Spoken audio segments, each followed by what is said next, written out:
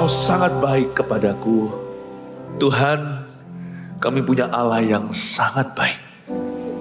Engkau lebih baik terhadap kami daripada kami baik terhadap diri sendiri. Sebab hanya Tuhan yang mengerti apa yang terbaik untuk anak-anaknya. Kami tahu ya Tuhan Yesus, di dalam tangan-Mu hidup kami aman selalu. Terima kasih Engkau sudah menjaga, memelihara kami dari minggu ke minggu, dari ke hari ke hari. Kau tidak pernah, ya Tuhan Yesus, melalaikan ya Tuhan Yesus setiap kebutuhan anak-anak-Mu. Terima kasih Tuhan, Gembala Agung, Kau kucinta, kami mengasihi-Mu dengan segenap hati kami. Terima kasih Tuhan untuk pribadi-Mu. Terimalah penyembahan kami, terimalah persembahan kami. Kami mempersembahkan hidup kami sekali lagi di altar-Mu. Untuk Kau pakai, untuk Kau urapi, bahkan untuk Kau pulihkan. Terima kasih Tuhan, sampaikan sabda-Mu yang begitu indah. Melalui hamba-Mu ya Tuhan Yesus, beri kemampuan untuk berbicara. Sembunyikan hamba senantiasa di balik salib Yesus. Agar jemaat selalu memandang Kristus, bertumbuh dan berbuah. Makasih Tuhan, aku berdoa supaya firman hari ini menjadi jawaban khususnya bagi pergumulan kami. Terima kasih Tuhan, dalam nama Yesus kami berdoa. Amin, haleluya. Berikan tepuk tangan untuk Tuhan Yesus, glory to God. Sebelum Anda duduk ya, saya ajak kita untuk sungguh-sungguh salami seseorang dari hati, tapi tunggu instruksi. Tidak semua orang datang ke gereja itu fine-fine saja loh, tahu nggak? Kita semua mempresentasikan terbaik. Itu bukan munafik, tapi kita datang ke hadirat Tuhan itu ke gereja juga kita dress up, kita berpakaian yang bagus, rapi, karena kita mau beribadah. Tetapi hati orang itu bisa hancur, jiwanya bisa rapuh. Sedikit di antara kita yang gak suka pada dirinya sendiri. Tapi I want you to feel loved first of all. You know you're accepted, diterima Tuhan, apa adanya, tapi dosanya harus pergi. Tuhan akan memberimu dan memberiku kekuatan untuk bisa meninggalkan kebiasaan buruk kita, tabiat kita. Tuhan menerima kita bukan dosanya harus dibuang. Tapi kita perlu merasa dikasihi dulu, karena kasih karunia yang memberi kita kekuatan dan kuasa untuk berkata tidak pada hawa nafsu. So you need to feel loved, you see, because you are truly loved. Kita semua perlu merasa dicintai, karena memang begitu faktanya. Anda itu dikasihi. Wong Yesus sudah mati di Kalvari, terlambat kalau nggak percaya. Saya ingin Anda untuk lihat seseorang dan katakan, someone loves you, katakan Jesus loves you ya, Yesus mengasihimu, silahkan.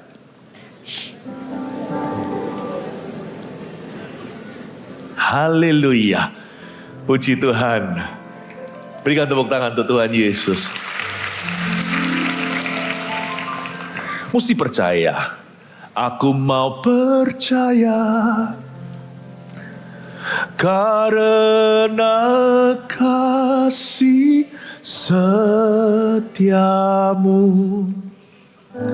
Hatiku bersorak karena penyelamatanmu. Aku mau bernyanyi kepada Tuhan Yesusku, karena Dia telah berbuat baik kepadaku. Hari ini kita akan bicara tentang Mazmur sepanjang hari. Jikalau minggu-minggu yang lain kita terima pengajaran, fokus dari firman pada hari Minggu yang istimewa ini adalah menjadi jawaban. Firman yang saya kemas dengan sederhana, semoga bisa mengeluarkan Anda dari mindset yang salah, memberi kekuatan baru dalam permasalahan, dan jikalau Anda merasa tidak punya masalah, firman ini menjadi vaksinasi untuk kita kebal. Kebal apa? Supaya kita tidak jatuh dalam dosa dan supaya kita semakin diteguhkan di jalan-jalan Tuhan. Seharian Mazmur yang mana untuk Anda pilih coba di kebaktian yang mana. Saya percaya Anda tidak kebetulan datang di ibadah ini. Dan ibadah yang lain tolong didengarkan juga. Masih ada sisa ibadah 3 kali. Bawa jiwa Anda bisa datang kembali. Karena saya percaya ada satu orang yang akan mengalami pertolongan Tuhan di rumah Tuhan. Jikalau Anda membawanya kemari. Kebaktian yang kedua judulnya Mazmur untuk orang yang frustrasi dengan dirinya. Buka dulu dengan saya Mazmur 13 yang barusan kita nyanyikan lagunya. Ayat 1 sampai ayat yang ke-6. Mazmur untuk orang yang frustrasi dengan dirinya. Di Alkitab kita, di Lembaga Alkitab Indonesia dituliskan judulnya doa kepercayaan. Aku mau percaya karena kasih setiamu. Ayat 1 untuk pemimpin biduan Mazmur Daud. Berapa lama lagi Tuhan Kau lupakan aku terus menerus? Berapa lama lagi Kau sembunyikan wajahmu terhadap aku? Berapa lama lagi aku harus menaruh kekhawatiran dalam diriku dan bersedih hati sepanjang hari? Berapa lama lagi musuhku meninggikan diri atasku? Pandanglah kiranya, jawablah aku ya Tuhan Allahku. Buatlah mataku bercahaya, supaya jangan aku tertidur dan mati. Supaya musuhku jangan berkata, aku telah mengalahkan dia. Dan lawan-lawanku bersorak-sorak apabila aku goyah. Tetapi aku, kepada kasih setiamu aku percaya. Hatiku bersorak-sorak karena penyelamatanmu.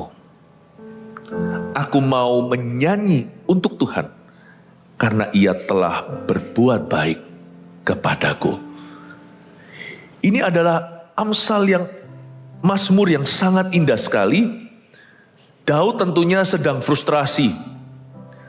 Mazmur itu gubahan atau lagu yang ditulis oleh seseorang. Jikalau Mazmur Daud berarti penulisnya adalah Daud. Dan setiap Mazmur ini nyanyian dari kejadian sungguhan. Berarti lagu yang muncul dari pergumulan. Makanya Mazmur itu seperti himnal. Masing-masing itu ada ceritanya.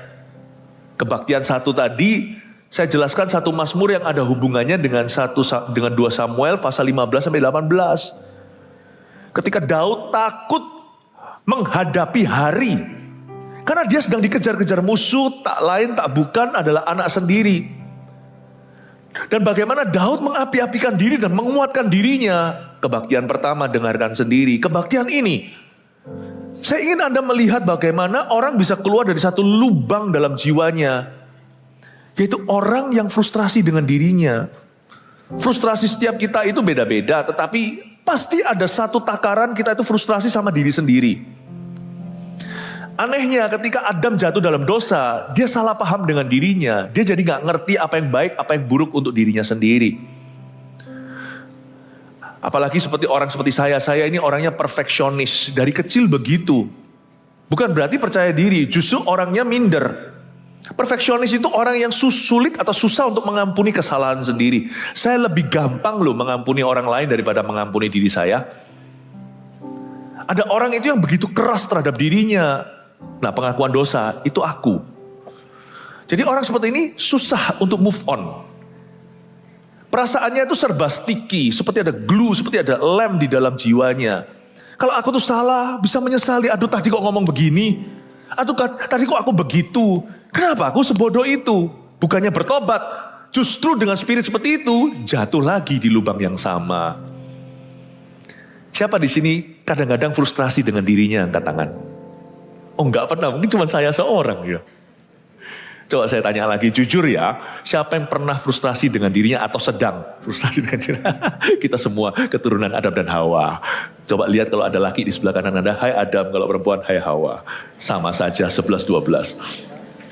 Jadi saya percaya ini akan relate banget untuk setiap kita. Kita ini frustrasi dengan dirinya. Bukankah kita semua itu orang andai dan tahu gitu? Aduh andai aku kaya. Andai aku punya segala sesuatu. Andai aku siap untuk tes hari ini. Andai aku menghiraukan nasihat orang itu, kan bodoh aku tidak akan jatuh. Atau tahu gitu ya. Tahu gitu aku tidak pergi ke sana. Tahu begitu aku gak ketemu sama orang, tahu gitu aku gak bisnis sama dia. Nyesel, menyesali. Frustrasi, gak keluar, depresi. Stres sendiri. Karena di dalam sini ada satu kubangan, ada satu pusaran dalam jiwa yang gak bisa keluar. Muter-muter di dirinya sendiri, muter-muter terus. Firman Tuhan pun gak mempan, siapapun ngomong apa juga lalu lalang. Karena kita tidak merasa itu bisa menolong kita. Karena kita hidup dalam penyesalan, selalu hidup di masa lalu. Dan tidak bisa maju, tidak bisa mikir masa depan. Orang yang frustrasi dengan dirinya itu adalah lubang hitam. Sekali masuk di sana, tak ada yang bisa survive. Tidak ada yang bisa selamat. Itu suatu lubang kegilaan. Saya ngerti itu karena saya dulu juga orang waktu saya masih belasan tahun. Saya jadi orang yang sangat depresi, bahkan 3 kali berusaha bunuh diri. Jadi saya mengerti apa yang saya ajarkan ini. Karena ini juga sesuatu yang sangat membebaskan aku. Saya rindu untuk mengajarkan sesuatu yang bisa memberimu liberty. Liberty ini bukan patung Amerika di New York itu. Liberty ini kemerdekaan dalam jiwamu. Jikalau anak manusia memerdekakanmu, kamu sungguh-sungguh merdeka. Saya memberikan pada Anda pesangon. Pada kita semua suatu tool atau suatu alat untuk kita selalu keluar dari lubang tersebut dan menjadi pemenang. Saya ingin kita untuk bisa menerima diri kita, bukan menerima diri kita artinya kalau sini LGBT lalu aku terima, memang aku ditakdirkan begitu, ngawur, itu sesat. Menerima diri itu bukan menerima dosa. Menerima diri itu artinya aku mau berproses dengan Tuhan dan aku tahu aku masih belum sempurna, Tuhan akan menyempurnakan aku. Aku tahu dia mengasihi aku bersuka cita karena dia menerima aku. Karena kasih setianya dalam hidupku, aku tahu aku pasti sampai ke situ. Semua oleh karena kasih karunia-Nya. Menerima diri itu orang yang bisa relax dan berkata, it's okay. It's okay for me to learn from my mistakes. Bukan it's okay to make a mistake. Bukan gak apa-apa untuk aku buat salah, tapi gak apa-apa untuk aku belajar dari kesalahanku. Aku bisa mengampuni diriku sendiri. Supaya aku nanti bisa belajar mengampuni orang lain. Bagaimana aku bisa mengasihi orang lain kalau aku tidak mengasihi diriku sendiri? Mengasihani diri sendiri itu lain cerita. Mengasihi diri itu perlu. Karena Tuhan berkata, perintah Allah yang pertama adalah kasihilah Tuhan Allahmu. Perintah Allah yang kedua adalah kasihilah sesamamu seperti dirimu sendiri. Belajar dulu mengasihi dirimu, maka engkau akan bisa mengamalkan kasih. Coba lihat ya, orang yang tidak bisa ngatur orang lain, dia gak bisa ngatur dirinya sendiri. Coba lihat ya, orang jahat sama dirinya sendiri biasanya jahat sama orang lain juga. Ya, belajar untuk bisa tenang. Hai jiwaku, pujilah Tuhan. Aku tahu Tuhan pegang kendali atas situasi hidupku. Belajar untuk bisa diajak ngomong sama Tuhan, jangan ngomong sendiri. Kita sekarang lihat ayat pertama, Mazmur untuk orang yang frustrasi dengan dirinya. Ayat 1, untuk pemimpin biduan, Mazmur Daud. Ini adalah kalimat lagu. Seperti misalnya lagu Songs from the Rooftop. Hari ini kan lagi launching yang bahasa Chinese-nya. Nanti di bawahnya lirik by penulisnya siapa, komposernya. Ini ditulis Mazmur Daud, komposernya Daud. Untuk pemimpin biduan. Tapi saya juga baca kalimat ini secara profetik. Artinya ini Mazmur untuk para pemimpin. Untuk kepala keluarga. Untuk mama yang anak-anaknya nakal-nakal. Ya. Untuk ibu rumah tangga yang mungkin kesepian. Suaminya ngomong beban masalah kepadanya. Dia ngomong sama siapa? Ngerumpi juga gak boleh, kata pendeta. Untuk pemimpin biduan itu orang yang merasa dirinya itu punya tanggung jawab yang besar. Untuk manajer, untuk direktur, untuk karyawan yang dikasih tugas sama bos, employernya. Untuk pemimpin biduan. You know sometimes in your responsibility dalam tanggung jawab yang kita laksanakan sehari-hari, tidak jarang kita itu menjadi frustrasi dengan diri kita. Ya. Untuk pemimpin biduan, ada suatu peringatan juga bahwa di akhir zaman ini tidak sedikit yang namanya pemimpin rohani bahkan mengalami kekeringan rohani. Tahukah kalau kita frustrasi terus dengan diri sendiri, lama-lama kita akan mati. Lama-lama kita akan kering rohani. We will be sucked dry. Seperti ada lintah yang melekat pada roh kita. Yang terus menyedot kehidupan dan energi. Do you know, tidak ada yang membocorkan energi kita. Selain daripada terlalu banyak dialog dengan pikiranmu sendiri. When you talk to yourself too much, waktu kita bicara pada diri sendiri, dan entertain atau terus memanjakan perasaan, It will suck you dry spiritually in no time. Anda pasti akan langsung disedot kering seperti ada vampir yang menggigitmu pada lehermu dan mengisap seluruh darahmu. Makanya itu setan jangan diajak interview. Makanya itu perasaan jangan dimanjakan. Pikiran itu jangan ditimang-timang. Hiduplah oleh firman, jangan oleh perasaan. Sebab orang yang frustasi dengan dirinya hanya satu antidot atau obatnya, yaitu pedang roh, yaitu firman. Ini yang memerdekakan kita. Waktu saya belasan tahun, saya di jamaah Tuhan umur 18, waktu saya bertobat, saya jadi mengerti bahwa solusinya cuma satu. God, Tuhan, and His Word, dan firman-Nya, and His Holy Spirit within us, dan Allah Roh Kudus di dalam diri kita. Amin Bapak Ibu Saudara. Buat apa kita jadi orang Kristen? Lalu kita di dalamnya tidak berubah. Anda lihat orang pelayanan juga nggak tentu, itu nggak garansi atau jaminan. Anda harus punya inner life yang bagus. Anda harus punya kehidupan jiwa. Hai jiwaku pujilah Tuhan. Anda harus punya kehidupan di dalam ini, kehidupan batinia yang bagus dan indah. Makanya ada orang yang pelayanan lalu burn out. Lalu nanti salahkan pelayanan terlalu banyak. Sebenarnya enggak, tapi mismanagement atau salah manage perasaanmu sendiri. Salah manage pikiran. Salah manage rohnya. Karena kita itu bukan kesurupan, kita bisa kepenuhan Roh Kudus, tapi kita akan bekerja sama, Roh Kudus akan bekerja sama dengan kita untuk manage perasaan dan pikiran kita. Semua yang benar, semua yang mulia, adil, kudus, dan manis, pikirkan semua itu, dan biarkan damai sejahtera yang melampaui akal budi atau akal sehat manusia akan memelihara hati dan pikiranmu. Roh Kudus akan bekerja sama dengan kita tuh tidak kesurupan, tapi kita diberikan pemahaman untuk kita bisa menggiring diri sendiri, untuk bisa menuntun, mengalami tuntunan Tuhan dan mengikuti tuntunan itu ke rumput hijau dan air tenang. That's how the Holy Spirit works. Makanya lihat ya, orang yang tenang itu hanya orang yang dewasa rohani. Orang dewasa rohani itu punya pengendalian diri, buah roh yang ke-9 itu. Itu yang membuka jalan untuk masuk ke buah roh kembali ke buah roh yang ke-1 yaitu kasih.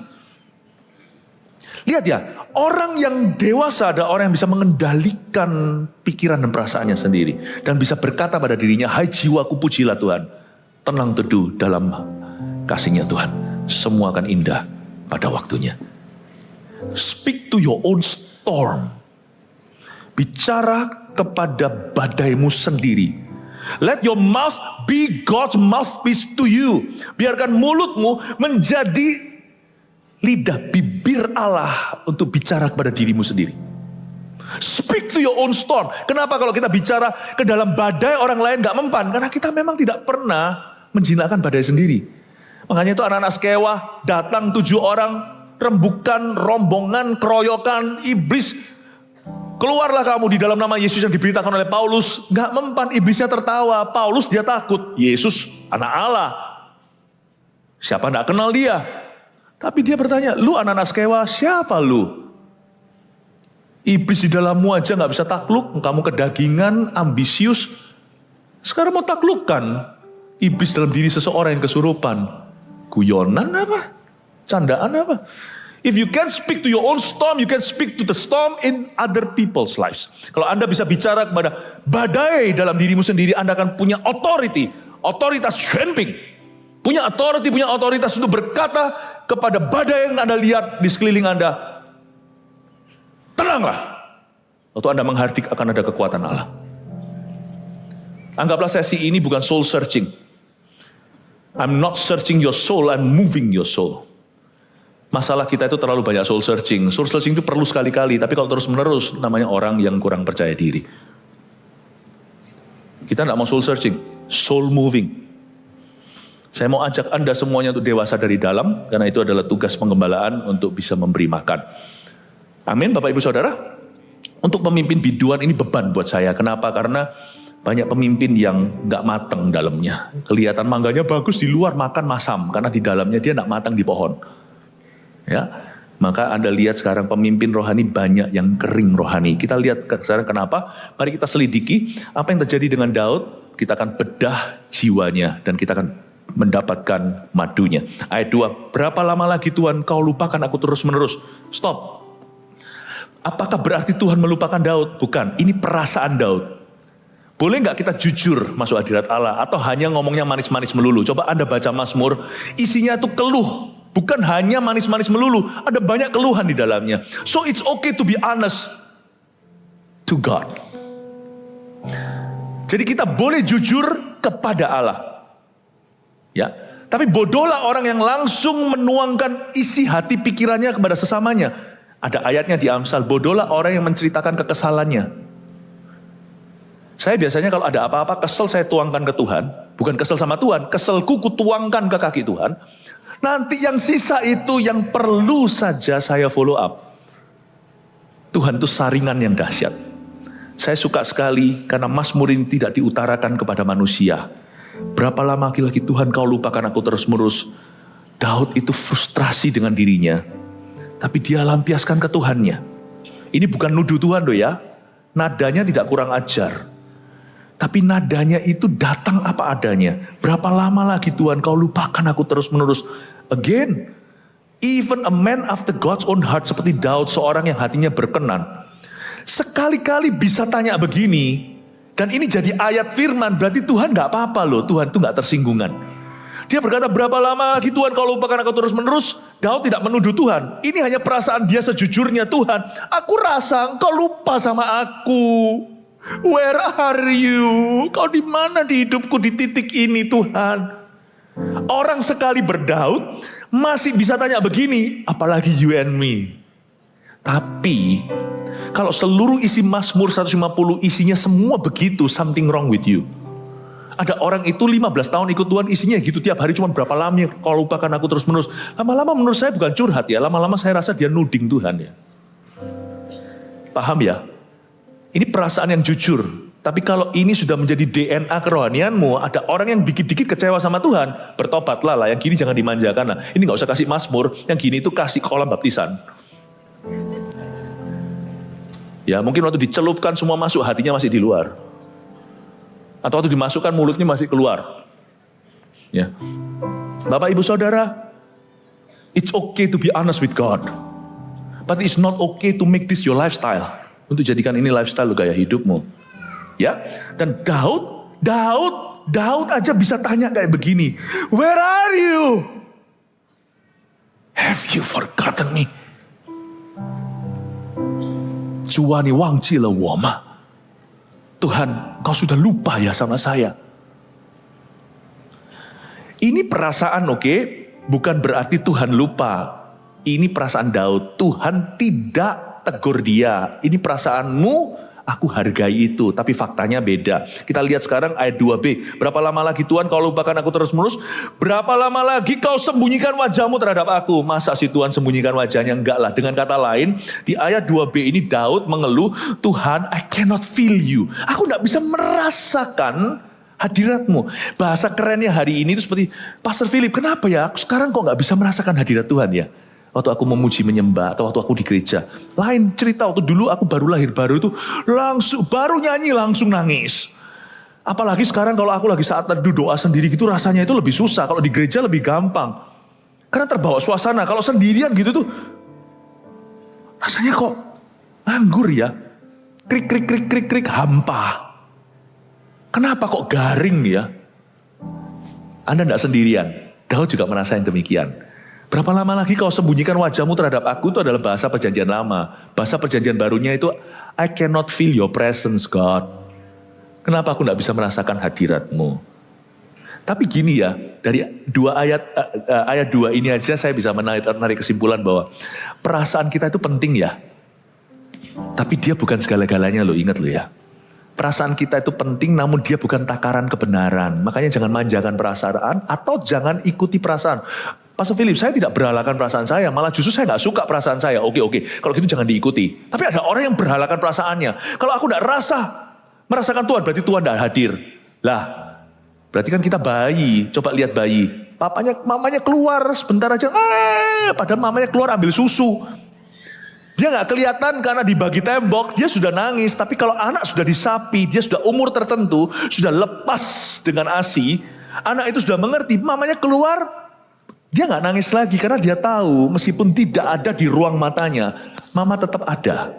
Sekalipun Anda tidak bisa merasa, Tuhan tetap ada. Jadi jangan Anda dan saya menilai orang lain. Waktu kita di CG, nyanyi-nyanyi, wah CG ini tidak ada hadirat Allah. Apa takarannya? Aku tidak merasa, you tidak merasa, orang lain dijamah. Paham ya? Your feeling is important, but it's not everything.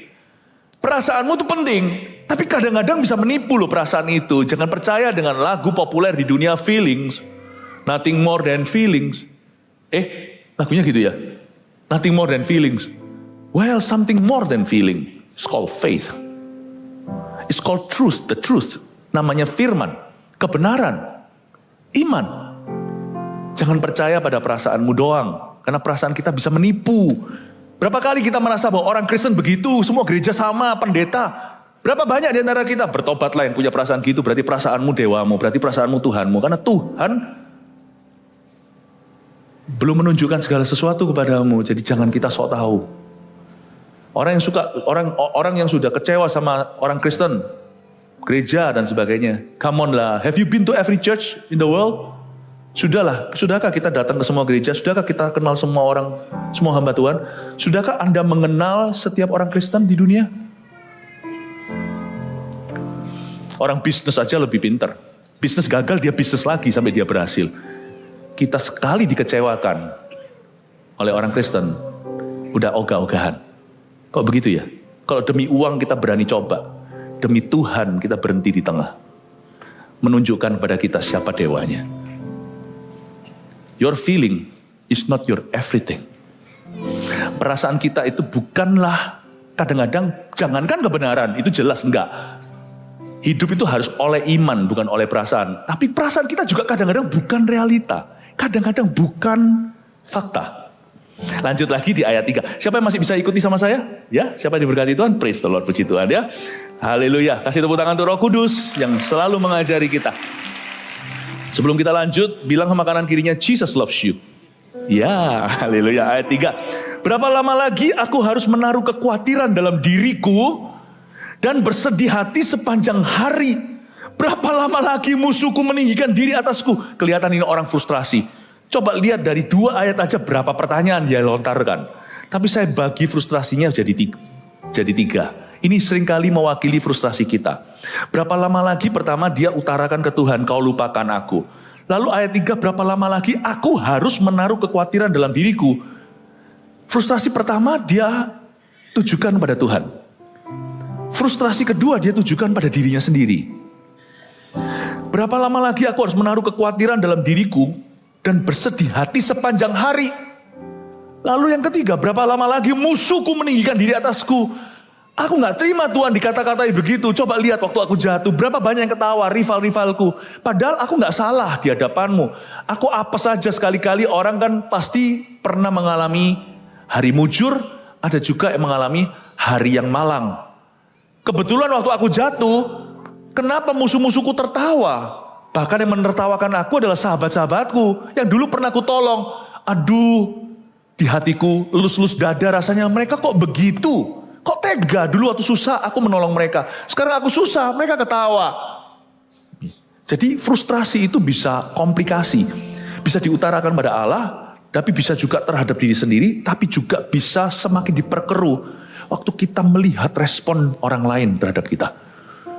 Jadi frustrasi yang ketiga adalah frustrasi yang dikarenakan musuh-musuhnya. Atau perkataan orang itu bisa jahat loh. Kata-kata orang itu tidak seberapa waktu kita jaya, tapi waktu kita berada di arus bawah, mereka ngomong sesuatu itu sakitnya.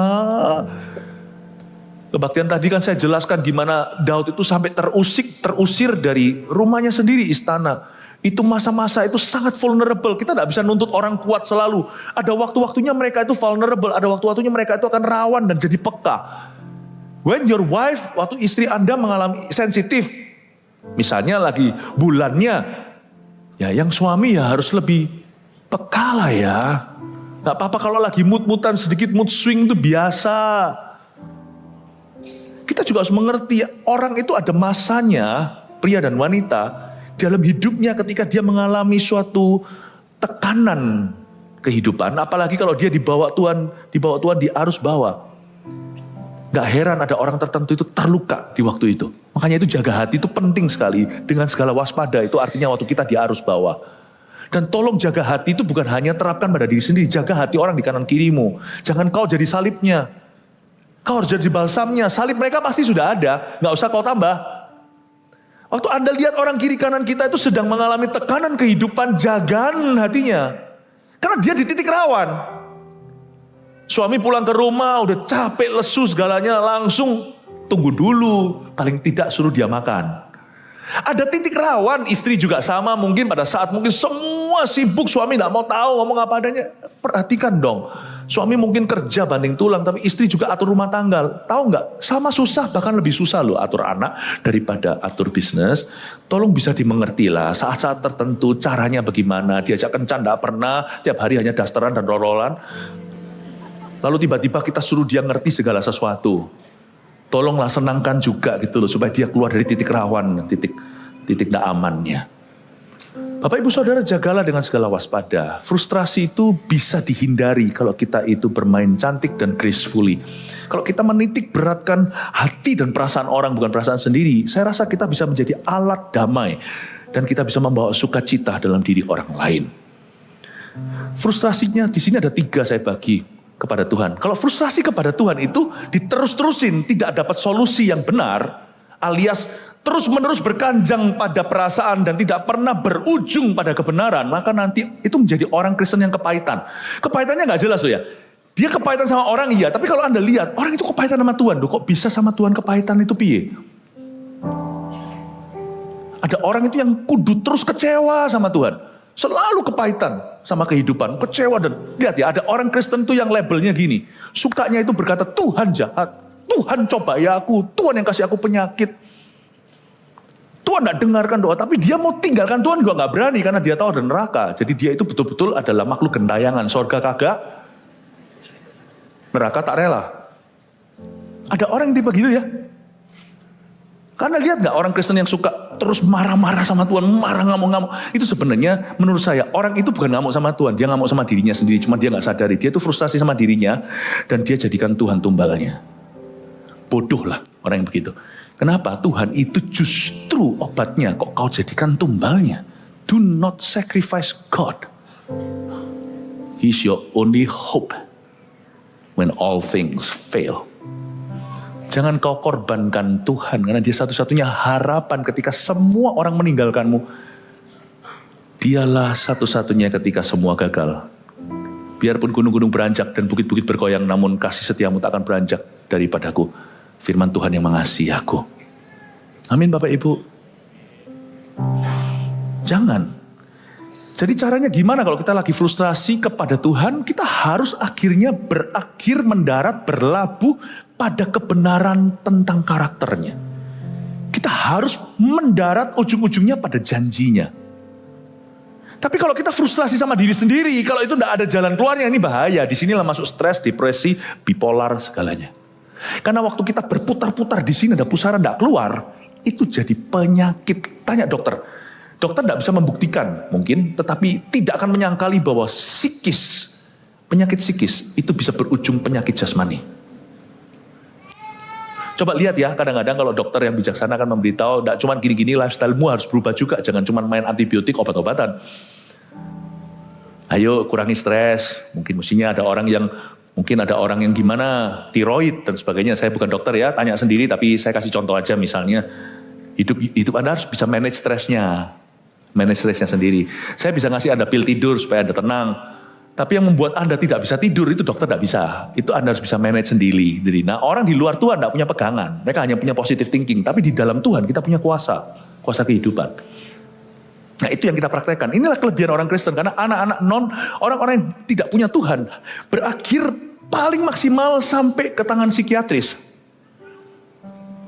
Hanya bisa jamah sampai kepada jiwanya. Tapi manusia rohnya mati. Tapi kita yang punya manusia roh dihidupkan oleh Roh Kudus. Kita punya kuasa kehidupan. Tidak berakhir di psikiatris tapi sampai penggembalaan. Tuhan gembalaku tak akan kekurangan aku. Aku akan nyampe aku ke rumput hijau air tenang itu. Tuhan akan mengubah cara pandang kita. Terjadi paradigm shift atau pergeseran paradigma. Kalau dahulu saya selalu iri, itu membuat penyakit di dalam diriku. Gara-gara iriku aku jadi ambisi, jadi terburu-buru. Sehingga jadi orang yang tidak pernah happy. Akhirnya aku jatuh sakit. Pertama-tama stres dulu. Lalu rumah tanggaku gak keruan, semakin begitu semakin aku tidak sehat. Gaya hidupnya semakin sakit dan sebagainya. Tapi Tuhan bisa mengubah cara pandang kita. Dulu kita selalu iri dengan rumput tetangga yang nampaknya lebih hijau. Sekarang saya bisa tertawa dan berkata gak apa-apa sana lebih hijau. Soalnya water bill-nya juga lebih tinggi. Tagihan airnya juga lebih tinggi gitu. Saya bisa ketawa untuk nasib saya yang kurang mujur seperti tetangga saya. Saya bisa bersyukur Tuhan adalah gembalaku. Aku tidak kekurangan apa-apa kok. I'm fine, thank you. Jangan cuma basa-basi kalau ditanya how are you? Yes, I'm are you. Salah itu. How are you itu jawabannya I'm fine, thank you. Are you really fine? Kalau saya ditanya sama orang how are you, saya jawab dengan tegas sekali I am really fine, thank you. Kemarin saya ketemu sama beberapa orang dan dia tanya, gimana pastor? Kabarnya gimana? I'm doing really great. Saya bosan dengan kata I'm fine, thank you karena basa-basi. I'm doing really great. Thank you for asking. How about you? Malu dia jawab, I'm fine, thank you. Rumputku lebih hijau. Kalau nggak sampai hijau, nggak apa-apa. Tagihanku lebih murah. Amin, Bapak Ibu Saudara. Jangan irilah sama sukses orang. Jangan syukuri kemalangan orang lain. Tiba-tiba sembuh sendiri, Anda tidak frustrasi. Kalau sebab pusaran di dalam dirimu itu kalau tidak keluar, itu jadi penyakit. Berapa lama lagi aku harus menyimpan kekhawatiran dalam diriku, bersedih hati sepanjang hari, terusin. Coba gak sakit nanti. Coba gak berantakan rumah tangganya. Coba gak hancur hidupnya. Berapa lama lagi musuhku meninggikan diri atas diriku, ini yang paling gampang. Frustrasi yang terakhir paling gampang. Jangan jadikan kegelisahanmu terbesar. Apa orang lain ngomong tentang Anda, mereka komentarnya, cara berpikirnya, itu hanyalah grade 3. Itu frustrasi KW. Kayaknya itu yang membuatmu frustrasi, not really. Asal Anda benar di hadapan Tuhan hatimu, asal Anda bisa damai dengan dirimu, terserah sana mau ngomong apa. Emangnya gua peduli gitu? Agak cuek sedikit itu loh sama orang lain mikir apa. Waduh nanti gimana? Gini. Percayalah nanti orang di dunia ini sebagian besar memikirkan dirinya. Tidak akan nyampe ke kita itu. Ya. Karena itu jangan khawatir apa kata dunia tentangmu. Lebih khawatirlah apa kata Allah tentang dirimu. Karena dialah yang menjamin kehidupanmu sampai hidup kekal nanti. Kalau bisa gitu ya tenang loh hidup itu enak banget. Jadi kita perlu vitamin C. Saya kasih vitamin C hari ini bawa pulang. Ini C yang perlu ya. Jangan pakai vitamin C ini sembarangan. Overdosis C juga nggak baik. Ya, vitamin C yang diperlukan untuk Anda sungguh-sungguh happy inside, tidak frustrasi lagi adalah vitamin cuek. Ini tak suntik vitamin C. Belajar cuek. Makanya saya juga tidak pernah meresponi apa-apa kata dan sebagainya. No. Saya fokus pada jemaat sendiri. Just focus on you. Continue to build you up. Untuk terus membangun Anda. Melihat Anda sukses, berhasil. Anda semuanya jadi orang-orang bergizi dalam iman. I'm happy. Ya? Oke, semuanya sudah dapat vitamin C-nya ya? Oke, puji Tuhan. Kasih tepuk tangan untuk Tuhan. Ayat 4, pandanglah kiranya, jawablah aku ya Tuhan Allahku. Buatlah mataku bercahaya, supaya jangan aku tertidur dan mati. Daud ini sudah berada di titik ngos-ngosan, dia berkata, Lord, answer me now. Kalau aku tidak dijawab sekarang, aku niscaya pasti mati. Dia itu tahu jelas konsekuensi frustrasi.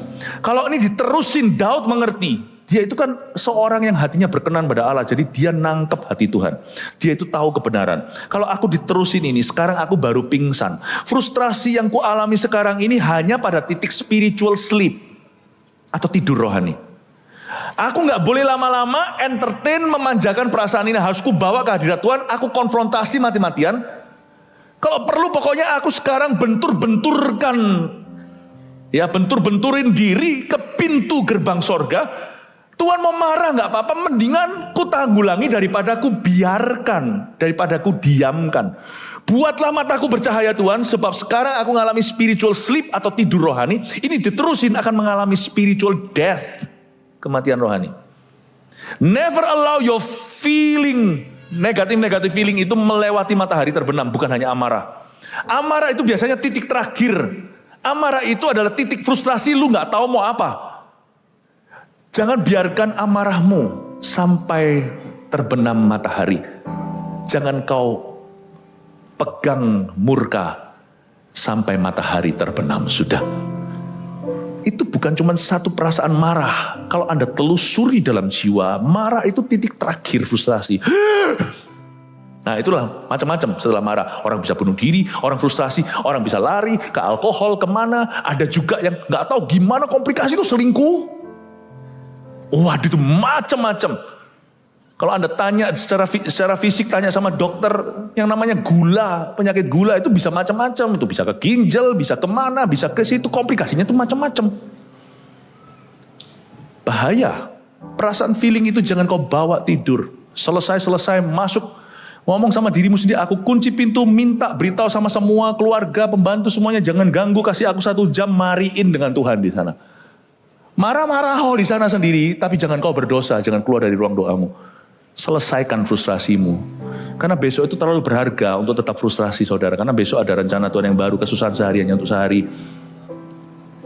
Berarti kalau kesusahan sehari hanya untuk sehari, warning, peringatan, berarti juga ada glory harian yang Anda akan lewatkan kalau besok Anda luangkan dalam frustrasi. Sayang loh, kesusahan sehari untuk sehari, itu arus negatifnya. Arus positifnya juga ada. Kalau kita terus frustrasi besok ada glory yang Anda akan dapatkan. Kenapa? Karena kita melongo di depan kaca, lihat wajah sendiri dan frustrasi. God wants you to see the promised land.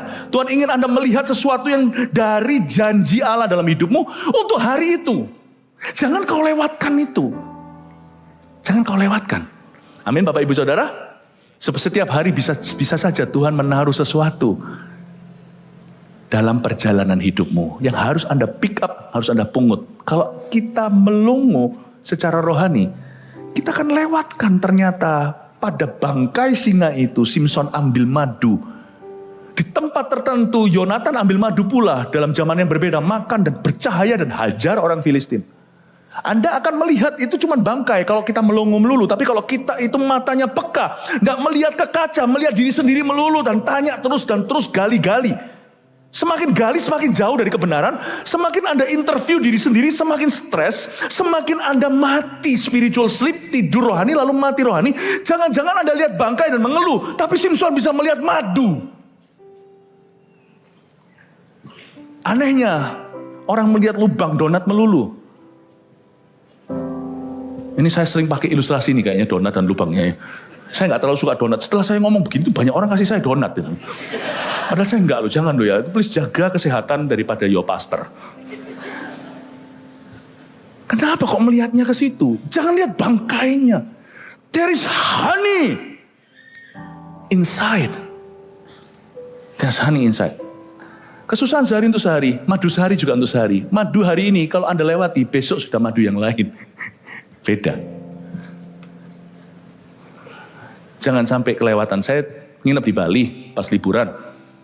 Breakfastnya enak gitu ya. Itu ada madu, itu ada 5-6 botol. Tapi karena kami tinggal cuma 4 malam, jadi saya harus milih. Gak boleh banyak-banyak kan. Ini madu yang ini, yang fruity. Ini madu yang dari wild. Ini madu yang, waduh. Tiap hari saya ngingetin. Kan kalau libur kan nganggur ininya. Kemarin saya minum madu yang ini, sama madu ini, sama madu ini. Saya nggak boleh ngulang, karena 6 macam madu 4 hari. Saya lewat 1, ngulangi, rugi. Ada madu yang Tuhan taruh harian. Anda lewatkan, Anda ngulangi, rugi, karena itu nggak kembali. Ini baru hotel. Hotel cuma 6 macam. Kalau Anda tinggal di sana 2 minggu, bosan. Tuhan tidak pernah kehabisan madu. Every day anew. Setiap hari baru. Lewatkan hari Senin, Selasa madumu. Jangan kangen yang Senin. Ada sesuatu yang hilang di hidupmu. Karena itu jangan kau frustrasi. Anda tidak perlu tahu segala sesuatu tentang dirimu. Jangan gali-gali. Ada satu orang yang saya kurang kenal. Tapi selama saya mengenal Tuhan tiap hari, gak apa-apa sih saya kurang kenal dia. Orang yang kurang saya kenal itu adalah diri saya sendiri. Gak apa-apa. Mungkin nanti ujungnya suatu hari ketika masuk ke surga saya baru kenal, oh aku itu begini begitu. Jangan lihat saya seolah-olah saya gila, saya ini waras. Anda sama-sama tidak warasnya. Sama-sama juga tidak terlalu kenal dirinya. Kan kita kadang-kadang tidak tahu kapan yang menyulut kita kan. Kita ngomong-ngomong gitu misalnya di dalam keluarga. Tiba-tiba terus kita ngamuk gitu. Terus tiba-tiba baru sadar diingatkan sama pasangan. Gitu aja emosi. Iya ya. Kita aja nggak ngerti apa yang menyulut kita. Nggak usah gali lah ya. Tambah gali, tambah gila. Mendingan percaya. Aku mau percaya. Aku mau percaya. Karena kasih setiamu. Hatiku bersorak karena penyelamatanmu. Aku mau bernyanyi kepada Tuhan Yesusku, karena Dia telah berbuat baik kepadaku. Ini saya juga mulai kenal saya ternyata lumayan bisa nyanyi. Glory to God, not to me. Canda-canda saudara ya. Ayat yang ke-5. Supaya musuhku jangan berkata, aku telah mengalahkan dia. Buatlah mataku bercahaya, ayat 4 tadi. Aku telah mengalahkan dia, supaya musuhku jangan berkata begitu. Dan lawan-lawanku bersorak-sorak apabila aku goyah. Coba lihat ayat 5. Jadi ada satu driving force-nya David. Daud itu punya satu motivasi yang legal, yang sah di mata Tuhan, meskipun bukan motivasi yang paling mulia. It's okay untuk punya motivasi begini. Ini menjadikan kita orang yang tidak terima, tapi masih ilahi. Oke? Apakah driving force-nya Daud? Daud itu merasa nggak mau, dia nggak rela kalau musuh-musuhnya beria-ria. Tuhan bangkitkan aku supaya mereka tidak bersorak-sorak waktu aku goyah. Nggak apa-apa loh. Buktikan, bukan supaya buktikan mereka salah, tapi buktikan kebenaranku. Daud itu minta sama Tuhannya, Lord, sertai aku. Orang mau mencibir aku asal buah berbicara. Kasih aku buah. Dan ayat 5 ini saya telusuri biografi Daud di Alkitab. Saya menemukan bahwa kerap kali ini yang menjadi motivasinya bangkit dari keterpurukan. Dan Tuhan menyertai dia dengan dahsyat. Kadang-kadang Tuhan tidak memerlukan motivasi yang paling mulia untuk memberkati. Simson itu karena tidak terima. Tuhan izinkan Filistin cari gara-gara. Dan ketika dia terprovokasi, sekali ambil rahang keledai, dibunuh 1000. Dengan demikian memang Tuhan mengirim Simson untuk mencari gara-gara sama Filistin. Simson tidak punya beban seperti gereja kita misalnya, belas kasihan untuk jiwa-jiwa, untuk membebaskan bangsanya. Dia lebih teka-teki, lalu habis itu dia ditrik dan ditipu, dia gak terima, lalu berkelahi 1000 mati. Tapi Tuhan pakai itu, maka roh itu hinggap. Ketika si Simsonnya nggak terima digitukan. Berkali-kali roh itu hinggap ketika Daud berkata, aku nggak mau musuhku beria-ria. Bangkitkan aku. Kasih aku buah. Dia nggak minta pembelaan. Kecuali kalau dia minta nafsu. Bunuh mereka. Daud nggak begitu. Ya, paling pol pun di kebaktian 1 tadi saya jelaskan adalah pukul rahangnya. Dia nggak meminta nyawa mereka. Dia hanya meminta supaya Tuhan menunjukkan kemuliaannya lewat dirinya. Jadi it's okay loh. Anda itu berdoa dan berkata, Tuhan, aku tidak mau musuhku beria-ria. Aku tahu kau belum selesai. Orang berkata, matilah sudah. Aku berkata, tidak. No. Aku doa kalau perlu puasa, aku berseru pada sorga, mengetuk pintunya dan berkata, Lord, show me your glory. Tunjukkan kemuliaanmu. Pakai iman saudara. Frustrasi itu tidak bisa diajak omong. Frustrasi itu hanya bisa didobrak. Kalau Anda dengan iman maju, frustrasi itu menguap sendiri. Tiba-tiba Anda cari lagi, dia tidak ada di situ. Frustrasi itu tidak bisa kau usir. Tempatnya hanya bisa kau ganti. Ketika kau taruh iman maju, lihat forward, itu hilang sendiri. Tapi ketika Anda menunggu di sana, ngelamun dan mikir-mikir gali-gali, dia selalu ada di sana. The only way untuk kita sembuh dari frustrasi terhadap diri sendiri adalah menangkap iman yang radikal dan maju dengan sungguh-sungguh. Mari sendiri. Tuhan sudah ingatkan saya. Saya ini orangnya gampang sebenarnya. Gampang sekali untuk langsung fall into depression. Dari muda itu. Tapi saya tidak pernah ke sana, kembali ke situ lagi. 32 tahun lembah itu sudah kututup. Dia tidak pernah pergi, selalu ada lembah itu. Tapi lembah itu sekarang diisi. Jadi gudangnya Tuhan. Jiwa-jiwa, visi, semuanya itu. Nggak ada tempat lagi untuk yang gitu. Untuk roh jahat di sana. Lembah itu masih ada di dalam diri saya. Orang kayak kita hamba-hamba Tuhan termasuk Elia. Lihat itu Elia. Sekali dia mengisinya salah, masuk ke gua, ambil aja nyawaku. Hah? Elia. Tapi sekali dia diberi Tuhan tugas, pergi urapi si ini raja Israel, raja ini, raja itu, dan urapi Elisa. Lupa dia, langsung maju, tiba-tiba kereta sorga menjemputnya. You know, frustrasi dengan diri sendiri tidak pernah pergi. Cuma dia tidak ada di situ kalau kau isi. Diisi dengan apa? Iman, janji Tuhan, dengan visi, dengan tujuan, dengan cita-cita, dengan ambisi yang kudus. Kau isi dengan itu. Supaya musuhku jangan berkata aku telah mengalahkan dia. Use me mightily, pakai aku. Sertai aku Tuhan. Use me Lord. Lihat ya, hidupmu akan berubah karena itu. Tetapi aku, ayat 6, kepada kasih setiamu aku percaya. Hatiku bersorak-sorak karena penyelamatanmu. Aku mau nyanyi untuk Tuhan karena ia telah berbuat baik kepadaku. Ayat 6 saya coba jelaskan sesingkat-singkatnya. Tetapi aku kepada kasih setiamu aku percaya. Garis bawahi, kepada kasih setiamu aku percaya. Pada saat seseorang itu frustrasi, trust in God's mercy. Bahasa Inggrisnya, kepada kasih setiamu aku percaya, itu dalam bahasa Inggrisnya, I trust in your mercy. Mercy itu mercy, ini bukan mobil. Mercy itu bukan sekedar love. Mercy itu artinya kasih setia. Bukan hanya kasih. Mercy itu luar biasa. Kasih yang bahasa lokalnya, yang ngefuri. Saya punya perjanjian dengan Tuhan gini, Tuhan kalau aku sampai sekali-kali frustrasi dengan diriku, janjilah untuk mengasihi aku dulu. Hukum aku nanti. Waktu aku kurang mengerti, peluk aku, nanti sesah kemudian tidak apa-apa. Karena saya paham bahasa hukuman. Dari kecil saya kerap kali dihukum, bukan oleh orang tua. Umur 6 tahun di Taiwan saya sekolah itu sudah dicambuki sama sapu. Dulu saya marah, sekarang saya mengerti. Ketika saya sendiri pun jadi guru. Kalau dapat murid senakal aku, lumayan masih dapat sapu. Saya selalu tiap hari ke sekolah itu saya dihukum. Waktu saya sekolah di Taiwan itu keras loh. Mereka semua teman-teman saya pakai lidi, saya pakai sapu. Saya double porsi. Karena teman-teman lain kena lidi, ada yang satu begini diangkatin aja, udah nangis umur waktu kelas 1. Saya dikasih pecut, saya liatin dia. Calai. Nantang, saya dulu gitu orangnya. Makanya keluar sapu. Saya dari dulu itu udah biasa bahasa punishment. Jadi saya tumbuh dewasa besar itu memahami bahwa lu salah, lu dihukum. Jadi bagi saya konsep pengampunan itu susah terhadap diri sendiri maupun terhadap orang lain. Dan waktu Tuhan ampuni saya belum langsung total gambar dirinya sempurna. Saya ngomong gini sama Tuhan, tapi saya lawan.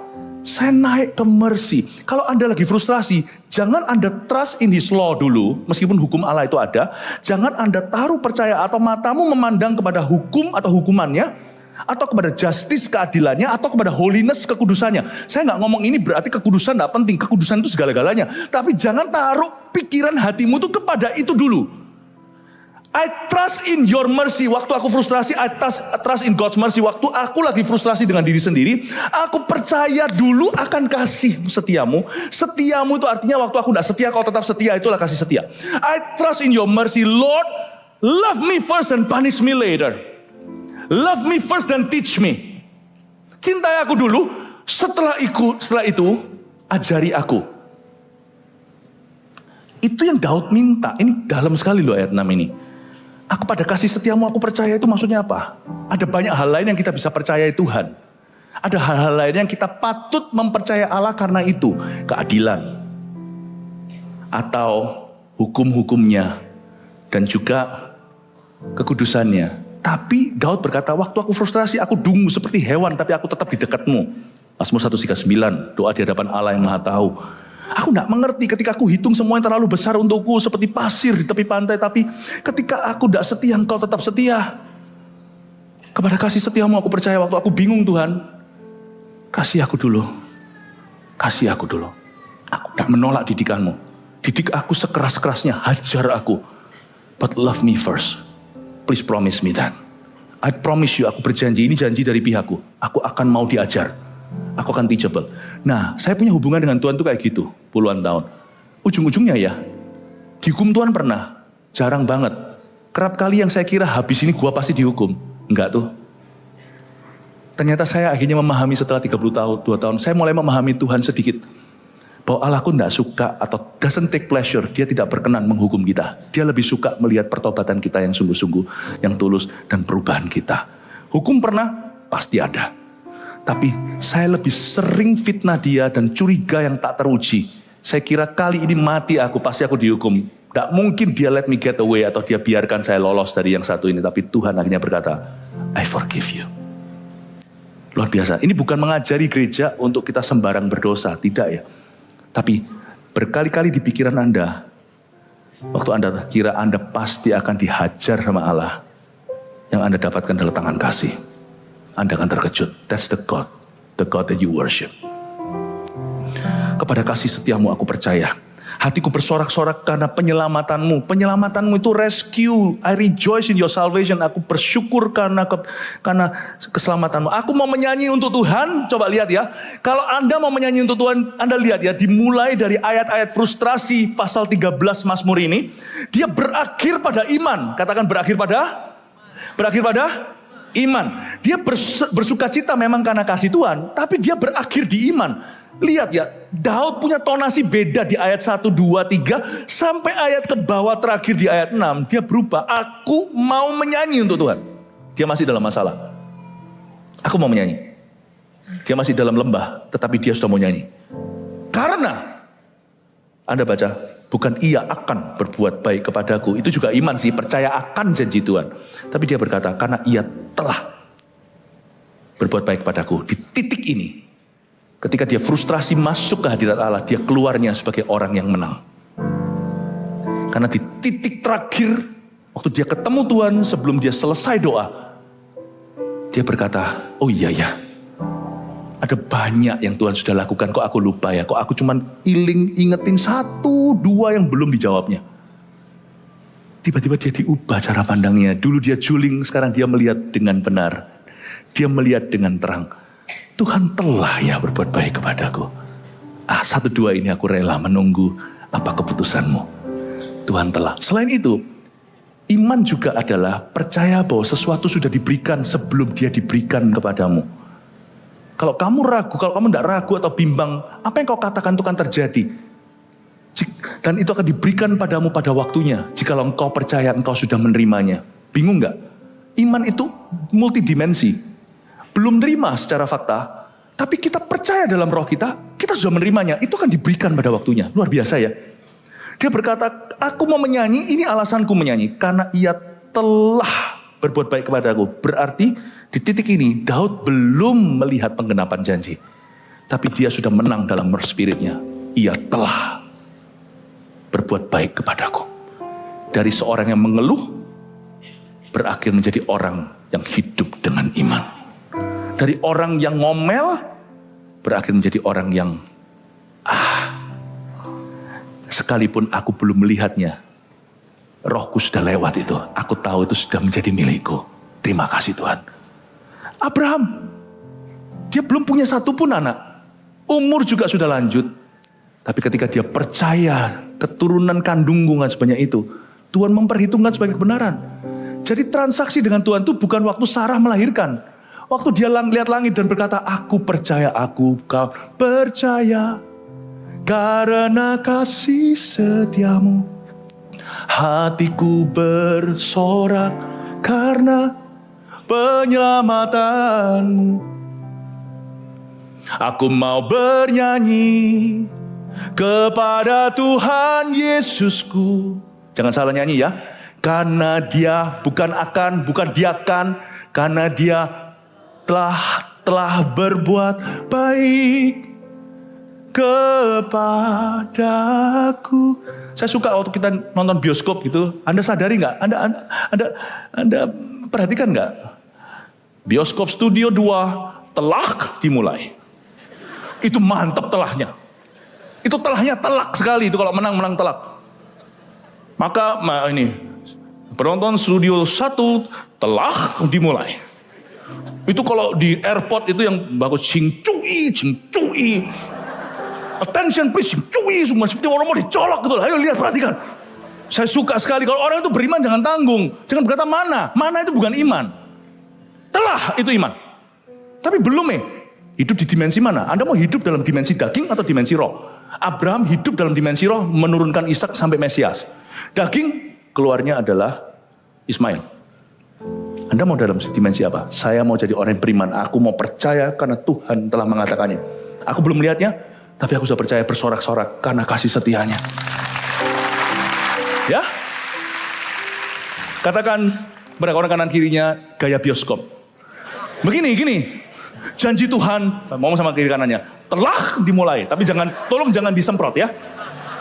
Haleluya, 3 poin sini munculkan. 1, kita akan review.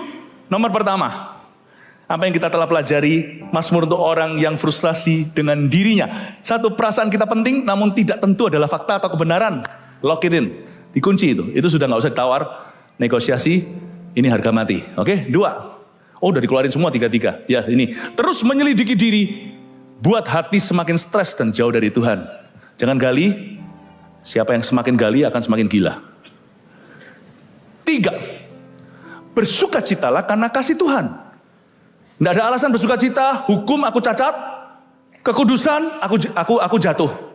Keadilan mungkin tidak tahu apa itu adil, mungkin yang adil adalah aku dihukum. Bersukacita kalau Anda tidak tahu mau bersukacita karena apa, bergembiralah karena Dia mengasihimu.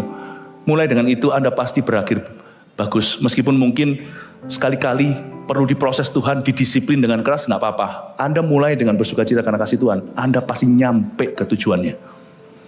Dan hiduplah oleh iman. Telah dimulai. God bless you. Mari kita semua bangkit berdiri.